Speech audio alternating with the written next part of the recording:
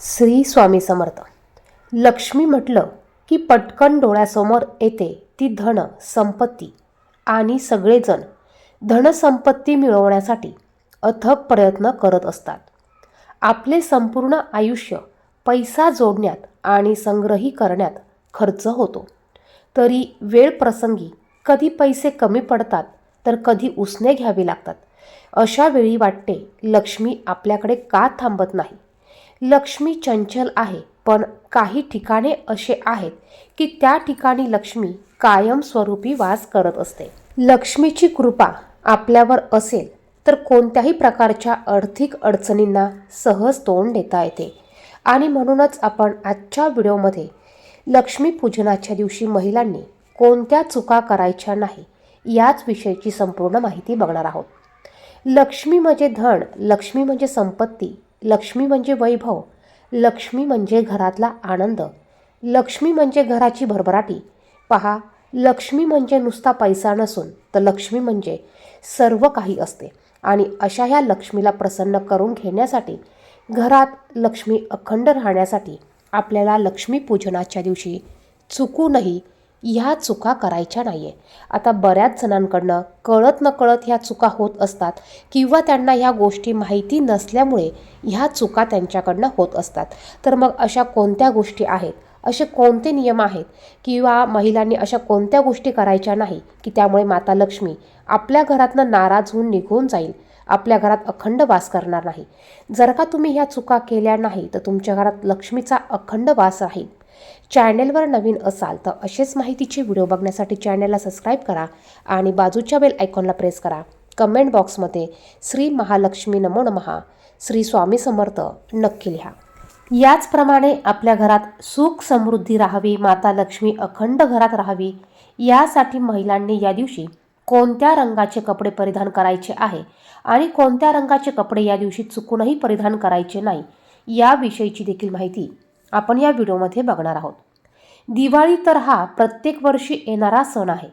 त्यामुळे या दिवाळीचे 5 दिवस हे अतिशय आनंदाने साजरे केले जातात. त्यामुळे तुम्हाला माता लक्ष्मी पूजनाच्या दिवशी तुम्ही ऐकले देखील असेल की कोणाला या दिवशी काही द्यायचं नसतं. म्हणजे बाहेरच्या कोणत्याही व्यक्तीला घरातील कोणतीही वस्तू किंवा पैसा किंवा कोणतीही काही वस्तू द्यायची नसते.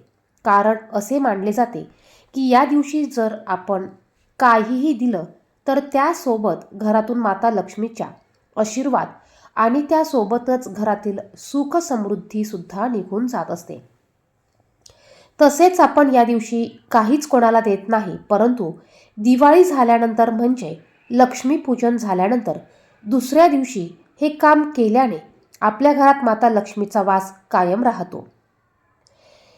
घरात धनधान्याची यामुळे कधीच कमतरता पडत नाही. त्यामुळे तुम्हाला हे एक महत्त्वाचे काम नक्की करायचे आहे. त्यामुळे तुम्हाला माता लक्ष्मीपूजन झाल्यानंतर म्हणजे दिवाळी झाल्यानंतर किंवा लक्ष्मीपूजनाच्या दुसऱ्या दिवशी, तसेच तुम्ही हे काम तुम्हाला जेव्हा वेळ मिळेल तेव्हा तुम्ही दिवाळी झाल्यानंतर करू शकतात. म्हणजे लक्ष्मीपूजन झाल्यानंतर तुम्ही हे करू शकतात. हे एक महत्त्वाचे काम म्हणजे अन्नदान किंवा कोणतेही दान होय. मग यामध्ये तुम्हाला जे दान शक्य असेल ते दान तुम्ही दिवाळी झाल्यानंतर अवश्य करावे. मात्र दिवाळीच्या दिवशी तुम्ही कोणालाही काहीच देऊ नये. याचप्रमाणे आपण लक्ष्मीपूजनाच्या दिवशी सकाळी सडा रांगोळी करत असतो, संध्याकाळी दारासमोर छान सुंदर रांगोळी काढतो, पूजेची मांडणी छान करतो, दिवे सर्व ठिकाणी लावत असतो. हे आपण नेहमी करत असतोच. परंतु आपल्याला लक्ष्मीपूजनाच्या दिवशी आपल्या घराच्या सर्व दरवाजे खिडके हे उघडे ठेवायचे आहेत. त्याचप्रमाणे कमीत कमी 12 वाजेपर्यंत आपण दारं खिडक्या हे उघडे ठेवायचे आहे. त्याचप्रमाणे आपण जे दिवे प्रज्वलित करणार आहोत हे दिवे रात्रीच्या 12 वाजेपर्यंत सुरू ठेवावेत किंवा सुरू राहील याची काळजी आपल्याला घ्यायची आहे. आपण लाईटिंग आकाशकंदील लावले असतील तर ते किमान आपल्याला 12 वाजेपर्यंत किंवा संपूर्ण रात्रभर आपल्याला तसे चालू ठेवायचे आहे. यानंतर या दिवशी माता लक्ष्मीला आपल्या घरात अखंड वास करण्यासाठी श्री सूक्तम किंवा महालक्ष्मी अष्टक तसेच लक्ष्मी देवीच्या अन्नस्तोत्राचे आपल्याला पठण करायचे आहे. या दिवशी चुकूनही घरातील व्यक्तीने उशिरापर्यंत झोपू नये. असं केल्याने देवी लक्ष्मी क्रोधित होते आणि घरातनं बाहेर निघून जाते. बघा, घरात जर का आपल्या स्वच्छता असेल, साफसफाई केलेली असेल तर आपल्या घरात लक्ष्मी ही अखंड वास करते. आणि जर का तुमच्या घरामध्ये साफसफाई नसेल, अडगळ असेल, स्वच्छता नसेल, तुम्ही या दिवशी घराची स्वच्छता केलेली नसेल तर तुमच्या घरामधून लक्ष्मी काढता पाय घेते आणि अलक्ष्मी आपल्या घरामध्ये वास करते.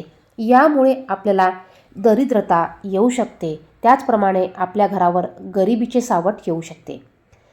त्याचप्रमाणे या दिवशी आपल्याला चुकूनही मांसाहार करायचा नाही आहे. कोणत्याही प्रकारचा चुकूनही मांसाहार करायचा नाही आहे, मद्यपान करायचं नाही आहे. त्याचप्रमाणे कुठल्याही प्रकारचे अपशब्द घरात बोलायचे नाही आहे.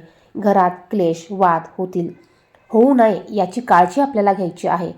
त्याचप्रमाणे पुरुषांनी घरातील महिलांचा अपमान करू नये. महिलांना वेडेवाकडे शब्द वापरून बोलू नये. कारण महिला म्हणजेच घरातील गृहलक्ष्मी असते आणि जर का ही लक्ष्मी जर का सुखी असेल, आनंदी असेल तर आपण ज्या लक्ष्मीसाठी एवढा कष्ट करत असतो ती लक्ष्मी आपल्यावर कायमस्वरूपी प्रसन्न राहते. त्यामुळे या दिवशी चुकूनही आपल्या घरातील कुठल्याही स्त्रीचा आपण अनादर करायचा नाही आहे. त्याचप्रमाणे या दिवशी आपण कोणाशीही खोटे बोलू नये, कोणाशीही लबाडी करू नये, कोणाची निंदा देखील करू नये. त्याचप्रमाणे लक्ष्मी पूजनाच्या दिवशी चुकूनही आपल्याला काळ्या रंगाचे वस्त्र परिधान करायचे नाही. खास करून पुरुषांनी देखील या दिवशी काळे वस्त्र परिधान करू नये.